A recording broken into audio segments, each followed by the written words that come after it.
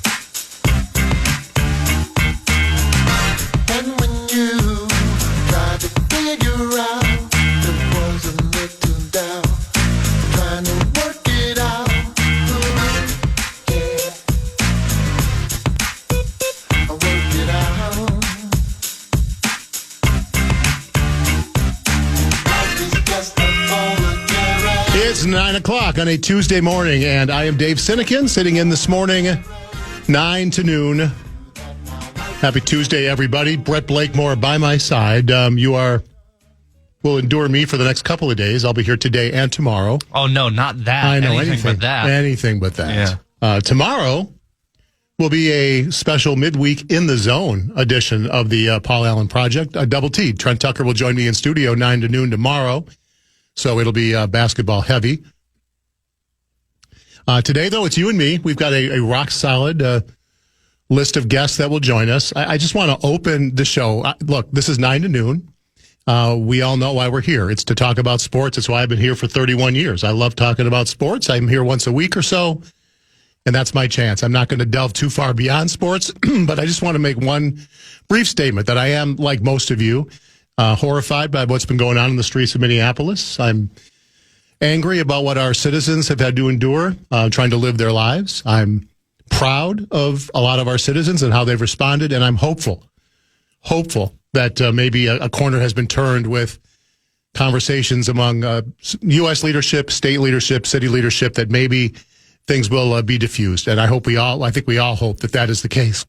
Instead, we will talk sports for the next 3 hours.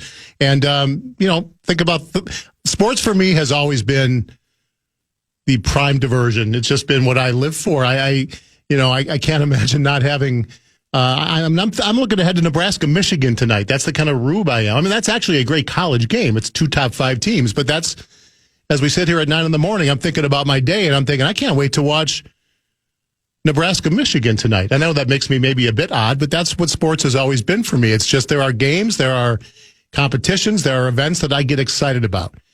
And at 6 o'clock tonight, I'll be watching Nebraska, Michigan, and then I'll have to watch my Hoosiers get destroyed by Purdue at 8. And I'll realize that sports does let me down from time to time, too. And I'm excited all day about something, and then, the reality of what I've just witnessed. But for many of you like me, we've immersed ourselves in sports, and it's what gives us pleasure. It's what gets us interested, and that's why I've always enjoyed being a part of this station, being able to talk sports, hang out, whether you agree with my takes or not. That's the way the ball bounces. No one's ever going to agree with everybody. People tend to disagree with me more than most because of my leanings on the other side of the river. We get that. So we're going to talk sports. We have 3 guests I'm very happy to have today, beginning about an hour from now. Lavelle E. Neal III. We'll chat some Twins. We'll talk football. And this time I will welcome Lavelle into my covenant. The last time I talked to Lavelle, he barged in, unannounced, uninvited, to the final Packer preview show of the year. I still can't quite get over that. The cojones on that guy. And the thing was, it wasn't a bit. Like, let's play it off. I think a lot of people thought it was a bit. Because you would expect, Siny knew he was coming in. I had no idea. I didn't know. A second segment, we get a text from him saying it was like 62 West is a breeze. And we're like, okay, good for you. And he walks into the studio. Yeah. To chirp, to exalt in finally putting to rest 30 years of ownership by the Green Bay Packers on a night in Soldier Field. He was not welcome that morning. He will be welcome today, about an hour from now. We'll check in with Lavelle, catch up, as I said, on the latest Twins news and what's going on in the NFL and how he feels about his favorite squad as it moves into its offseason. He joins at 10. Then some Timberwolves conversation around 10:35 with one of my favorite chroniclers of Timberwolves basketball. That is Britt Robson, a frequent guest of mine when I'm sitting in during the week. Over the years, Britt does an amazing job of writing about this squad, and he will try to make sense of where this team is. Finally got off the schneid last night, the 5-game losing streak over. We'll get to that in a second. So Britt will chat NBA and Wolves with us at about 10:35. And then at 11, the very much alive Pete Bursich will join to talk all things NFL, Purple-related, Super Bowl-related, and all that. Maybe a couple segments with Mr. Bursich at 11. So that's the get. That's the bit today. 3 hours, 3 guests, and tomorrow it's double T. I do feel for those of you who spent your hard-earned money to attend a Wolves game last night. That's always where my head goes in games like that. You know, maybe you bought your tickets way back last summer, looking at the schedule, whenever the schedule came out. Oh, Steph Curry's in town, Golden State, couple games. You know, let's go check it out. Maybe one of the last chances to see Steph Curry. Yeah, and Jimmy Butler and Draymond Green. And, it turns out none of them played last night. The JV squad for the Warriors took the court last night and still had a lead on the Wolves, I'd say midway through the second quarter. Wolves without Anthony Edwards. Once again, that's the 10th game Ant has missed. Obviously, this was a second game of a back-to-back. And the foot injury, the right foot maintenance.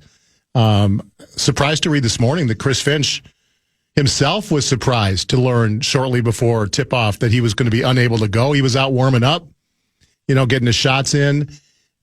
By all accounts, the coaching staff expected Ant to play, but whether there was just some tenderness, some soreness, they're going to be really careful, especially as it turned out the schedule switched a bit with the postponement of Saturday's game to Sunday. It became a back-to-back situation. That's probably why Steph Curry missed last night. Draymond Green. They were also without, but we know Butler and Kuminga aren't playing for them. Al Horford, DeAnthony Melton. I mean, basically 6 of their 8 best players were not playing. And we've seen that script before, right? When the Timberwolves play a team that's missing virtually everybody, there's no guarantee that you're going to get a W. And there was no guarantee last night. It was choppy. It was ugly. It was just, again, if you paid your ticket, ticket price to see the Stars, you were disappointed. And the quality of basketball was certainly lacking. We can certainly understand how Saturday or Sunday even was a difficult day for the Wolves to play basketball. It looked like it. They didn't look like they were into the game. They committed, 9 turnovers in the first quarter? And that sloppiness continued last night. 22 turnovers last night. And that's hard to do. It's hard to win a game by I'm doing the math in my head. 25 points last night they won by, ultimately, committing 22 turnovers. Rudy was very good, 15 points, 17 rebounds. Bones, who has been missing in action offensively for a number of games, seems to be at his best when Ant's not in uniform for whatever reason. Suddenly the freedom is there to not defer, to go after things. And Bones was very good. But it was an ugly brand of basketball last night. And it was one of those, as they say in the business, schedule losses for the Warriors who, probably figure, hey, we go to Minnesota, get a split, that's all good. And they got the first one and, realized, okay, we'll just take our foot off the gas here. We accomplished what we needed to. We're going to preserve our guys because we are short-handed right now. I'm anxious to talk to Britt next hour about the Timberwolves. The trade deadline is less than 2 weeks away, or it's like the 12th? Maybe it's 2 weeks from today. It's coming up. It's hard to believe the Wolves are not going to be players on some level to add some scoring punch to that second unit. Because when Bones can do what he did last night, okay, we can all get through that. Nas gave you the typical 15 points, and Bones finally supplied some offense. But when he doesn't, and he hasn't of late, they don't have much punch on that second unit. You have to believe they're going to look for someone to offer up some help in that level. So a Wolves win, a 5-game losing streak gone, and they have another back-to-back situation happening here tomorrow and Thursday. At Dallas Wednesday, and then OKC Thursday here. So immediately, I'm sure many Wolves fans are wondering, well, does that mean that if Ant plays tomorrow night in Dallas, that he's going to sit for OKC? Or does he sit tomorrow night in Dallas so that he can play against OKC? Or is he going to play both? You know, I'm very curious to see how the team handles that.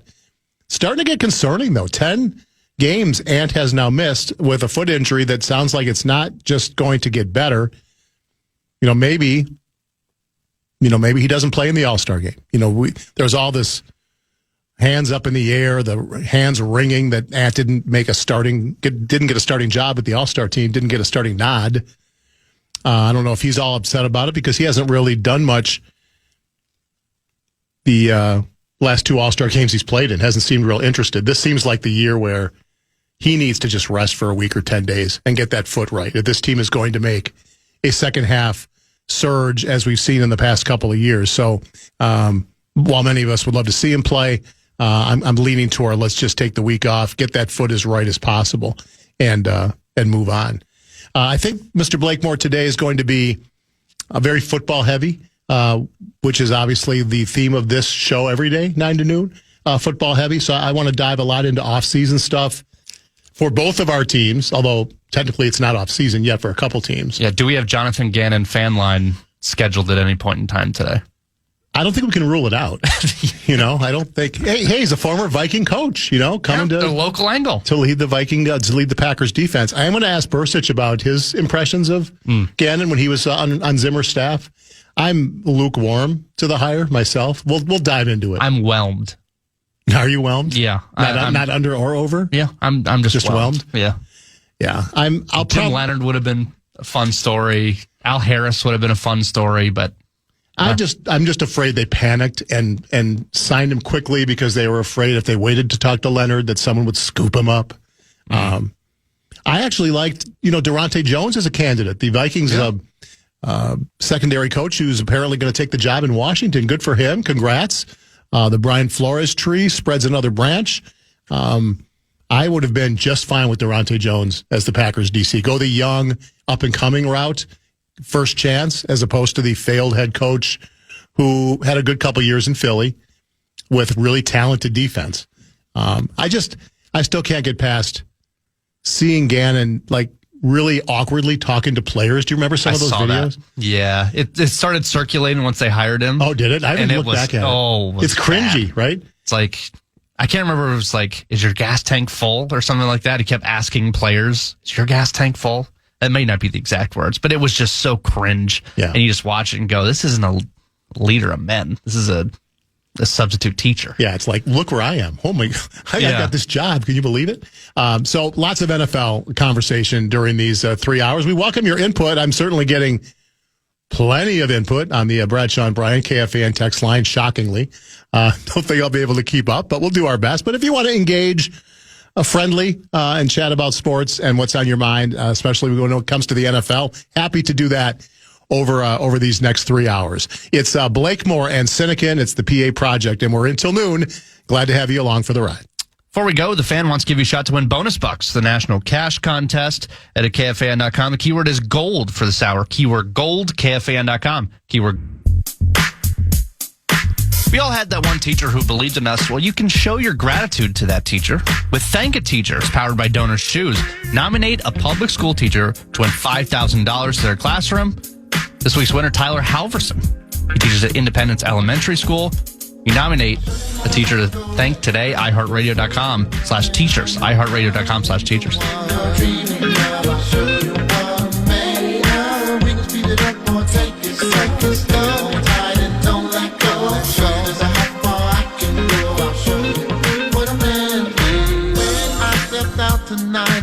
Back with you, 9:17 on a Tuesday morning. Sinykin sitting in today with Brett Blakemore by my side. You just sleep here these days? Did you pull out a cot? Do you go home at the end of the day? Legally, I do not sleep here, but I have slept here.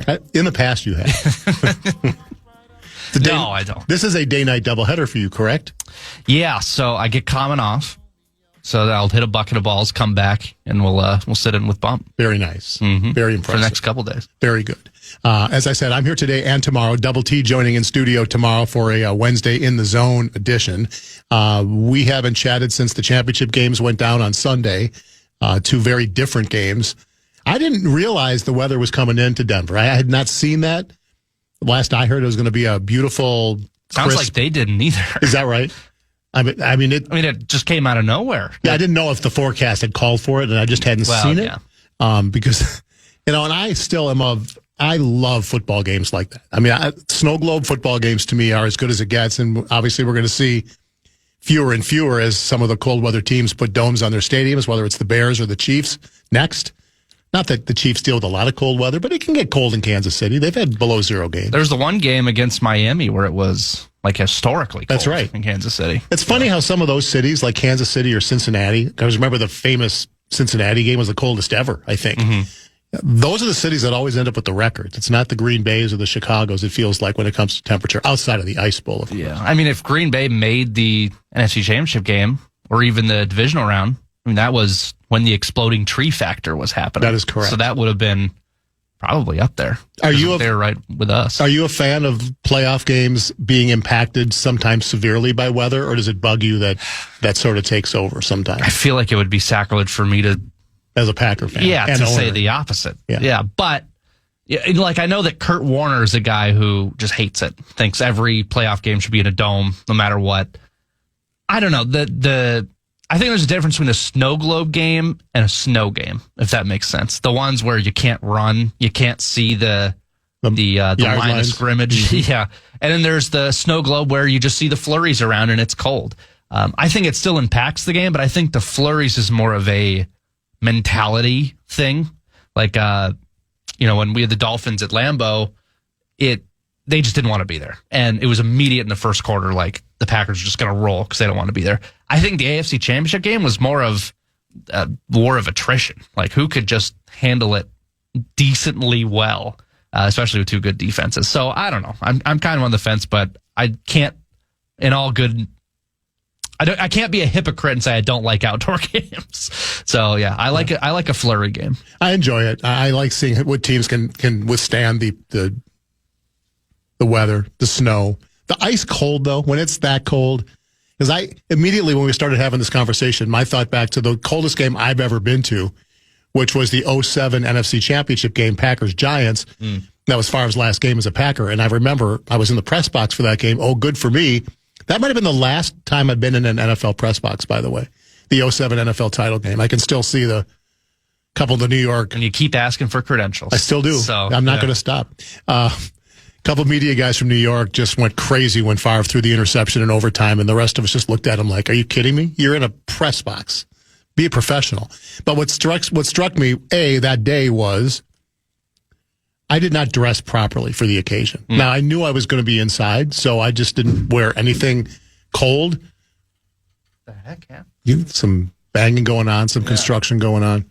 Something just fell outside. I hate when that happens. Yeah.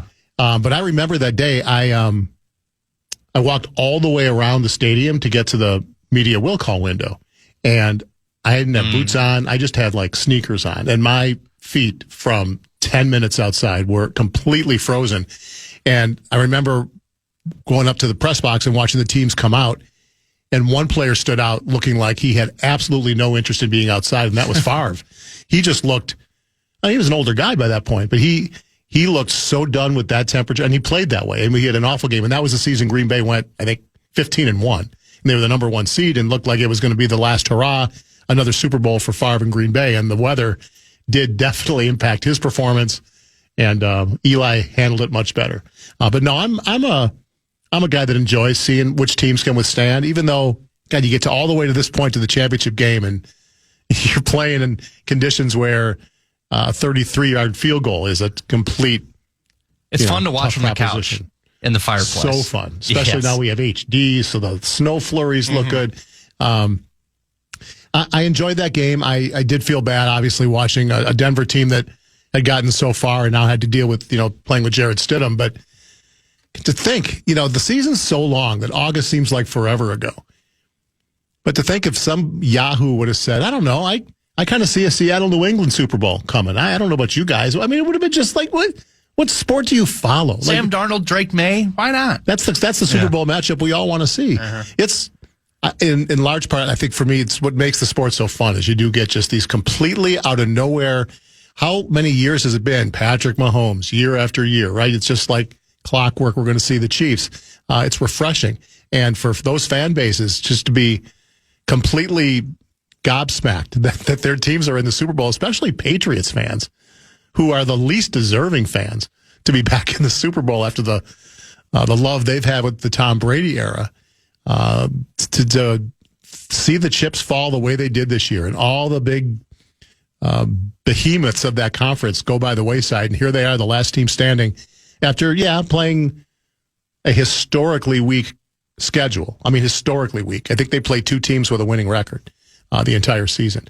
But they won them, and they won every road game. They're the first team, I think, to win every single road game that they played to get to a Super Bowl, including the playoffs. So, I think you have to feel good for that team to make up 4 wins last year to get to the Super Bowl. And then there's the NFC game, which was a classic. I'm not going to hash too much into the Sam Darnold stuff. I feel like that was probably yesterday's news. But Charge did go heavy on the Darnold. Yeah, I mean, it's rather ironic, right, that he was here last year and now he's in the Super Bowl. But getting past the whole Vikings connection, how can you not feel good for this kid who had to endure the New York media, the whole seeing ghosts episode that, I don't know, I like many people at that point said he's done. Like that's the last we're going to see from Sam. How do you come back from I was seeing ghosts out there? I mean, to come from that, how many years ago that was, as the former number 3 pick, to fail in New York, to make all the stops, and to end up in Seattle and get to a Super Bowl. I don't know how you can't feel good taking your Vikings love aside, because you understand he might be the love that got away. As a human story, a personal football story, for him to get to this point, I think is great. And much as I hate to root for the Seattle fan base from some of our issues with that squad over the years, it's going to be hard for me not to pull for him and for that team. I was pulling for the Rams. I had the Devontae Adams thing going. I wanted to see him finally win an NFC championship. But at this point, it's such a good story to see Sam Darnold climb to the top. Other than that, though, it's not the most intriguing Super Bowl matchup in the history of Super Bowl matchups, is it? I think it'll be a good football game. It should be. I think there's going to be a lot of points involved. Do I think you? there's going and I think there are 2 good defenses, but I think there's 2 good quarterbacks as well that are capable of putting up points. I actually like both quarterbacks as people, but I am not. I mean, our history with the Super Chickens is tattered with just horrible memories. So I'm not the biggest fan of Seattle. And then New England and Boston are the most spoiled fans in America, and it's not close. If there's someone my age right now in Boston, they've probably had 12 parades in their lifetime. Yeah. And we've got none. So from a fan who deserves it more, I guess you go Seattle, but I still can't stand Seattle from the Richard Sherman days and the 2014. Yeah, so I know. So I think it'll be a good actual football game, as opposed to just a blowout like last year. So you did not attend the Lynx parades, apparently. That happened. Well, of the Core 4 parades, but yes, gotcha. the Lynx parades and the Frost parades and the Minnesota Wind Chill parades. Did they have parades? Or do they imagine they did. Did they have just celebrations? Like Indiana didn't do a parade. They did a celebration at the stadium on Saturday. If they didn't, missed opportunity. Exactly right. Yeah. Exactly we right. We need parades. So where I would like to go today is, what flavor of quarterback Vikings fans do you want to see brought in to compete with JJ? I mean, I made a list. There's so many ways you can go. I think we all can agree that there will be, at least one accomplished quarterback. By accomplished, it could be on very, very different levels. You can go from the Joe Burrow dream of the major trade to Aaron Rodgers running it back one more year, although he's got Mike McCarthy as his coach now, so I don't know if Aaron might just be happy to stay in Pittsburgh with his old ball coach. Do you look for a trade for a Mac Jones, Jimmy Garoppolo? Is that enough to excite you for I feel like this will be the first time in a lot of years that the Vikings are going to go into next season as the clear-cut team to finish last in the NFC North. Doesn't mean they will, obviously, but they will be predicted to finish 4th in the NFC North. Somebody can remind me the last time that was the case, it feels like it's a long time ago. That's uncharted territory. And so I feel like this organization is going to do more than, let's sign Gardner Minshew, and see if he can push J.J. McCarthy. I think they're going to try to take a bigger swing. And the question is, how big a swing? Is there any appetite to try to, we've seen the reclamation projects. Darnold's the poster boy. We saw Daniel Jones, who obviously left this organization and was off to a great season until the injury. And he'll be available too, although after the Achilles, I don't know if he'll be somebody you can count on next year. But do you go for the reclamation project and swing a deal for a guy like Kyler Murray or Tua and feel like, KOC gets his hands on the talent that those guys have shown? We'll take our chances there. Or do you go the free agency route, where it's, an Aaron Rodgers or Trey Lance, Malik Willis, dare I say Russell Wilson? I'd love to know. Ben Lieber just swerved off the side of the road. Yeah, I know. I felt that too. Yeah. 64686, the Bradshaw and Brian KFAN text line. I'd love to get, some football-related text. That might be kind of nice today. I'd love to know the appetite for Vikings fans on how big a swing you want your team to take this offseason. I understand this is going to be the primary talker for this organization during the offseason. The draft is still months away. Coaching staff has come into focus with the return of Flores. He's going to lose one of his lieutenants in Durante Jones, but the coaching staff will be pretty much intact. There'll be big-time free agency decisions to make. Some very familiar names will not be back. We all know this, but it's all going to come down to what they decide to do at the quarterback position. I'd love to know what temperature you guys have on what would make you happiest. And maybe you think, I don't want to ruffle the quarterback I got in the house. I still believe in JJ. That's fine. I think we all can agree they're going to put some competition in place for young JJ in the 2026 season. More football conversation, much more to come. Lavelle E. Neal III in a half hour. We'll pause here. Sinykin and Blakemore, 9 to noon on The Fan.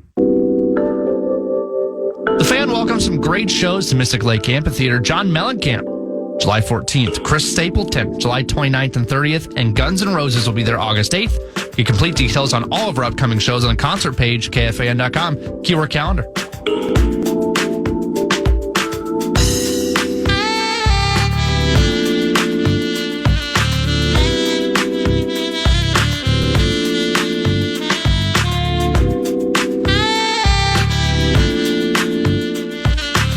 Back 9:36, 9 to noon on The Fan. Sinykin sitting in today and tomorrow. Blakemore by my side. What's your level of anticipation for the Winter Olympics? Are you a Winter Olympics guy? Do you not pay attention? Where are you? I think the Winter Olympics are miles ahead of the summer for me. And you could probably take one guess as to why. There's a particular sport. You understand there is more than hockey involved, right? It doesn't matter. No, I do understand that. I like watching the snowboarding too. Like the half pipe is a must watch for me. But you know me. I'll watch the Ryder Cup and be full Team USA. Summer Olympics I will be too. But the movie I watched growing up the most was Miracle. I've seen that movie hundreds of times. I could probably rewrite it from memory. You're one of those guys that could just recite the dialogue as you're watching, as I could do. Yeah. I could do that with the movie Stripes or Animal House myself. Yeah. But so I can understand that. Yeah. Why'd you want to play college hockey? It's obvious for the girls.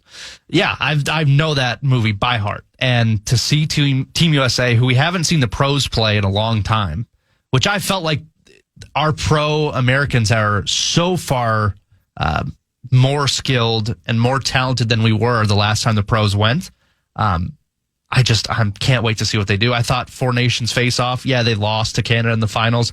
They played them tough for 6.5 periods. They beat them in the first game. And this is McDavid, McKinnon. I'm fired up. I love, give me a sports version of nationalism every single day, and I'll be there for it. Yeah, it's tough to beat that for sure. I'm wondering, so it's in Italy. That's what, 6-7 hours ahead, just timing wise, when we're going to see these games. To me, it'll be early morning. You want live. You have to watch stuff live these days, right? It's so disappointing when you find out. You're all excited to watch U.S. Switzerland, and you already know what happened, whatever it might be. Well, that's the thing. When you watch like English soccer, like I do, you're used to getting up at 9:30 for kegs and eggs and watching the game. So Kegs and eggs, you say? problem for me. Yeah. I enjoy the Winter Olympics too. Growing up, for me in the late 70s, early 80s, it felt like all the speed skaters were from Wisconsin, like Eric Heiden and there was that whole Dan Jansen, that whole era of, the speed skating rink wasn't far from, where in Milwaukee, it was nearby. So we had this immense pride in all these local kids, Wisconsin people, making it to the Olympics and winning gold medals in the Winter Games. And so as a kid, when that hits you, that sort of stays with you, So I still get jazzed watching speed skating, skiing, luge, bobsled, all that stuff. So I am looking forward to it as well. And again, it's one of those things when you get an Olympic year and you're sad football's over, but you got a couple weeks of fun competition to hang your hat on, watching our local curling experts go at it. Yeah. I'm down for that. Has wind gotten to you about the controversy in the Olympic hockey rink and the drama around that? I have no idea what you're talking about. So basically they're rushing to get it built. They have just kicked the can down the road for years. And in the last second, they're like, oh no, we got to build this hockey rink. Wait, are you talking about for the games in a couple weeks? Yep. They're rushing to get it done. Okay. They played a test game, I think a week ago, maybe 2 weeks ago, where a test game had to be stopped because there was a hole in the ice. Wonderful.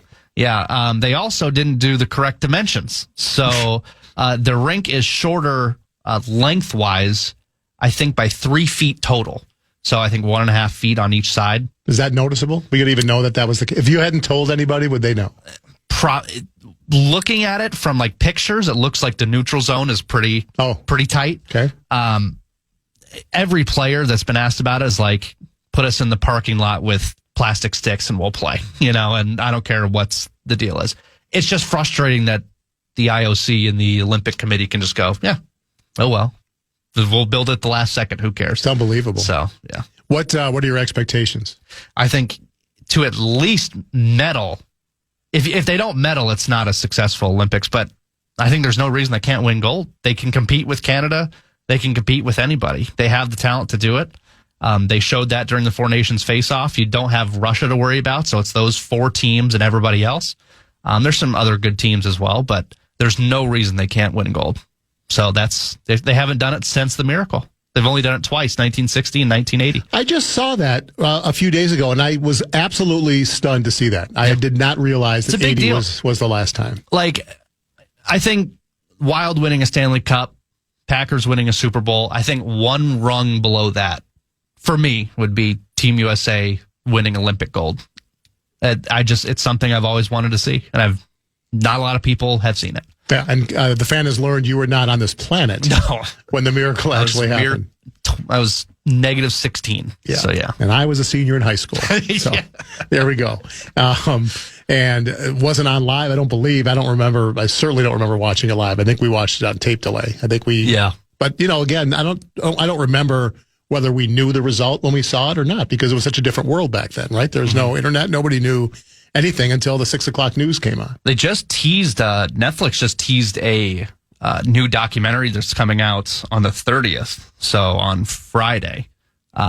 That's all about the miracle. And they already have put one out. I don't think it was Netflix. Maybe it was ESPN. It was a 30 for 30. From the Russian perspective, that's a good watch as well, and how devastated they were and the punishment that followed. Yeah. But this one's coming back around from the Team USA perspective, and it looks really good. They put out a 2-minute trailer for it, so that's an instant watch for me. I was going to say, when I'm sitting here Saturday with Double T in the zone, you will have a review for us, I'm guessing. Yes. Having dropped about 12 hours earlier. Yep. All right, good weekend plans for you. Yep. Very nice. All right, so I threw out at the end of the last break what your temperature is for a quarterback competition. So far, and I haven't looked lately, but during the break, I got the first handful of texts that came in. It seemed really clear cut. It was like Joe Burrow or bust for a lot of people. Is that just the pipe dream? Are we all just imagining the discontent, or are we reading into what Burrow was communicating late in the season and believing that the hometown guy might be ready to leave that dysfunctional organization? And is the front office ready to make a deal like that? And what would it take? Because we threw this around a bit Saturday because it broke a little bit that the offer might be something like 2 number ones, a defensive starter, a.k.a. Jonathan Grenard, and J.J. McCarthy. That was the rumored trade package. So if that's the base, okay, if that's the base, 2-1s, Grenard and McCarthy for Joe Burrow. I have a simple question. Who says no? Yeah. Where do I sign? From Minnesota's standpoint, how do you look? Jonathan Grenard's, by all accounts, he's a fantastic football player, and it sounds like an even better human being. I've heard him on the station so many times, and I've seen what he's done in the community. I don't take lightly just flipping players like trading cards. But that's what sports is, right? You're trying to win a Super Bowl. And if you're the Cincinnati Bengals and you're going to trade, maybe the most popular Bengal this side of Ken Anderson, he's probably surpassed him at this point. You need to somewhat soothe your fan base by bringing back a player is going to help your team. You don't know if the 2 number 1s are going to help your team. But that feels like a where do I sign trade for the Vikings from my perspective. And again, I don't come at it from a lot of you listening's perspective, but I'll say this, and we said this Saturday, the last thing I want is Joe Burrow in the NFC North. I mean, I will be terrified if he's on this team with his old college buddy, number 18, to throw balls to. That's a terrifying combination for me. And just build around him as you will. I mean, the first order of business, obviously, would be make sure that offensive line is somewhat more stable than what he had in Cincinnati. Because what we saw here this year, and the front office thought they did what they needed to do to solidify the offensive line. And whether it was injuries or dysfunctional play, it just wasn't there. So there's going to have to be attention paid to the front line if you bring in a guy like Joe Burrow. I mean, there is for any quarterback you bring in. You want your line to be great. But would you go further than that is, I guess, my question.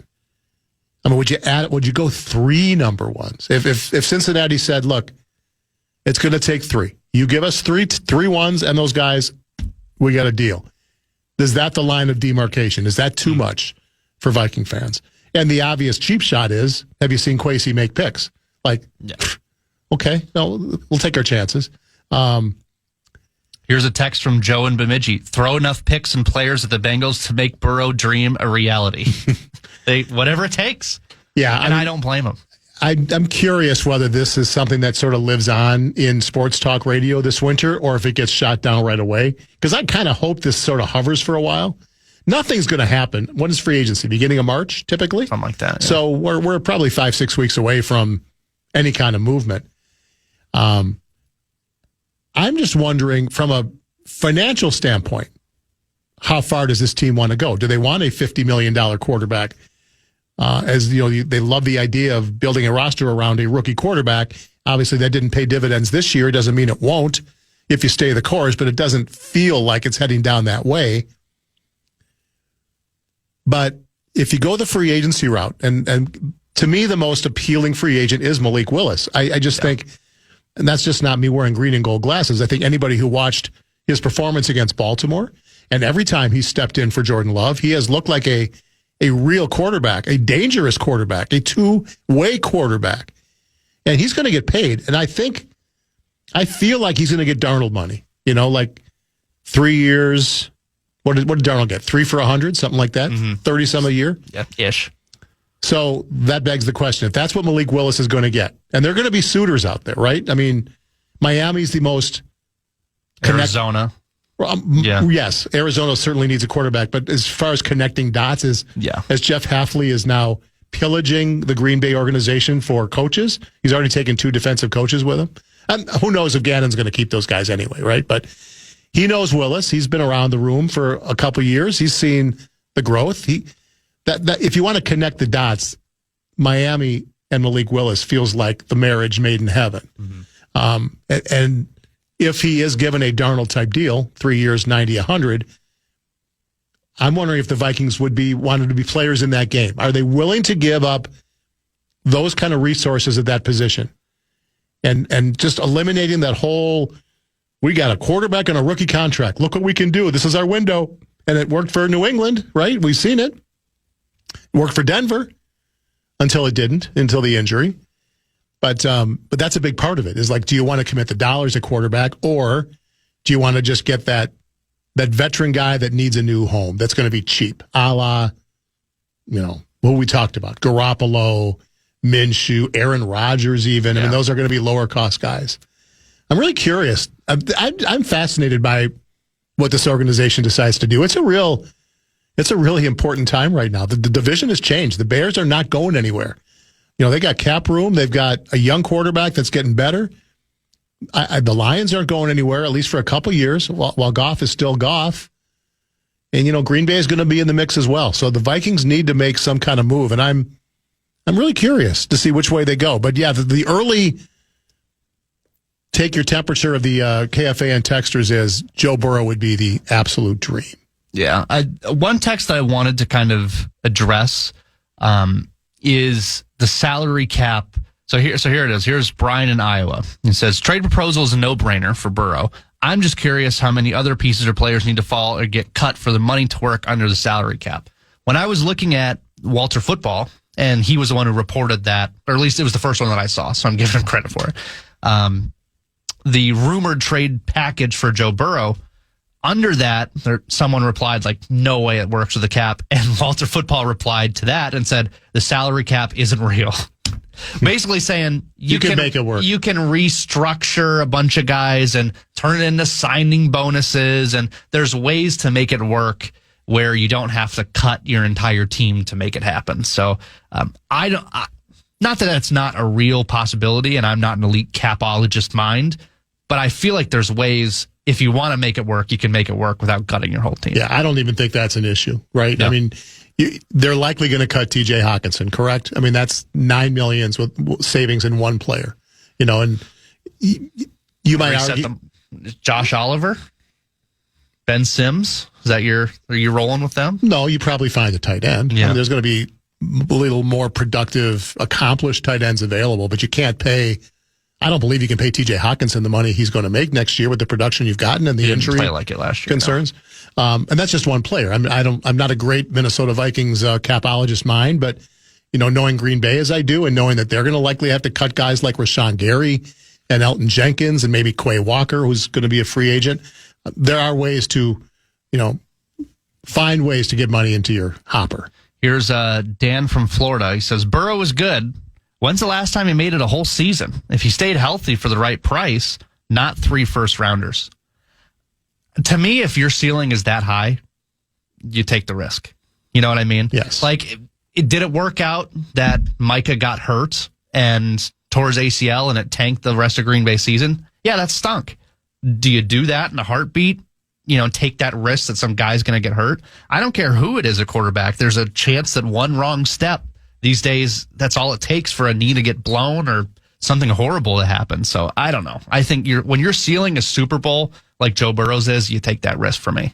I agree. I don't look at Joe Burrow and say damaged goods. Like, the guy's always hurt. He's had a couple seasons where he's had some injuries, and you can also attribute the lack of an offensive line. The guy's been sacked as much as anybody in football, and he's a warrior, man. I mean, he doesn't come out of games unless they have to carry him out. So I don't look at him and say, I can't take him, damaged goods. I still think he ends up staying in Cincinnati. I don't think the Bengals, who never seem to care too much about public relations, I don't think they could withstand. I mean, think about it. Their coach is the only coach that survived in that division this year. And he's generally regarded maybe as one of the worst coaches in football. And he's the one guy that didn't lose his job in the AFC North. That organization has no idea. They didn't have an indoor practice facility until recently. They're one of the worst owners in sports. They're right up there with the Pohlads. They're terrible. It feels like a pipe dream, but I understand the appetite from many Vikings fans. That would be the direction. I'd love to know how Vikings fans would feel about Aaron Rodgers. I mean, did you see enough to think that at 42, 43, he's got another year? Now, again, I don't think he's going to play again. If he does, he probably just stays in Pittsburgh with McCarthy. Yeah. But if he looks at it and goes, you know what? That roster, that receiving core, playing in the North again, do Viking fans want Rodgers here? I mean, a year ago, the answer might have been a lot different. I think that was the time. And how about the fact that, so Drake May, just to get off the subject for a second, Drake May is obviously dropping out of the Pro Bowl because he's in the Super Bowl. Do you see who he got replaced by? I brought it up with Bump yesterday. Did you? I can't believe it. Shedeur Sanders is a pro. I can't even get it His out record was 3-4 without laughing. I mean, look. But our guy's not a Pro Bowler. Well, we're in a different conference. I understand that. But how does, Well, I just are the want to know. quarterbacks that stacked from the NFC compared to the AFC? I just went through all right, so who could they have chosen, right? So we know that Josh Allen and Justin Herbert are the other two quarterbacks in the AFC. I mean, you could have given it to Aaron Rodgers, right? I mean, he wasn't great by any stretch, but Made the playoffs. he took his team to a division title, right? Yeah. Trevor Lawrence, I mean, He was really good. he must have said, I'm injured or I don't. I mean, there's no way you pass on Trevor Lawrence, who the last 6 weeks looked like the guy that was coming out of Clemson as the biggest can't-miss prospect in years, right? That he hasn't looked like at all until he finally figured out what Liam Cohen wanted him to do the last month of the season. But yeah, he took his team to great heights and, obviously into the playoffs. Burrow and Lamar Jackson are perennial Pro Bowlers, both had up and down seasons and injury-plagued seasons, but I would still give the nod to either of them ahead of Shedeur. I actually thought it was an Onion headline, when I first saw it. Like, that's funny. Cute. But no, it's real. And so for the rest of his life, Shedeur Sanders can say, I'm a Pro Bowl quarterback. And we understand the Pro Bowl means virtually nothing, right? The game is... Do they even play the game anymore? They've gone back and forth. It's the Pro Bowl games now. Yeah, it's not a football game anymore, right? Well, I think there might be a flag football something. Yeah, so it's not football. Yeah, it's not football. It's mainly... And it never was. Incentives you might hit, right? Like if you have a Pro Bowl escalator in your contract and now you can say you hit it. We understand that on the grand scheme of things, it means very little. But the fact that enough people watched Shedeur Sanders, 5, 6, 7 starts and said, yeah, that's one of the top 3 quarterbacks in the AFC right there. I think the Browns are going to do whatever they can to find somebody else to be their quarterback. He was like a 500 quarterback at Colorado, and he was barely drafted. Yeah. And he went 3-4 this year with the Browns. It's just I don't understand it. It's name value gets you a lot of places these days. It was definitely worth a laugh, that's for sure. All right, we'll take our top of the hour pause. Lavelle E. Neal III will join next. We'll catch up with him. The Bears season that was, the Twins season that is to be. We'll catch up with Lavelle after these on The Fan.